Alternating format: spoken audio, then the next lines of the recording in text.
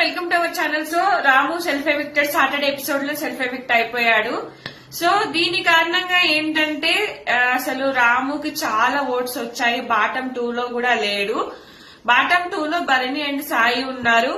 So ఏంటంటే ఇది భరణికి ఒక ఎఫెక్ట్ పడబోతుందా, భరణి గారు వెళ్ళనున్నారా, భరణి గారికి చాలా తక్కువ ఓట్స్ వచ్చాయి, సాయికి అలాగే తక్కువ ఓట్స్ వచ్చాయి. సో దీనివల్ల ఏంటంటే భరణి గారికి ఒకవేళ పవర్ యూజ్ చేయక అంటే సాయి శ్రీనివాస్ కన్నా కూడా తక్కువ వచ్చాయి ఏమో తెలీదు, బాటమ్ 2 లో మాత్రం ఉన్నారు.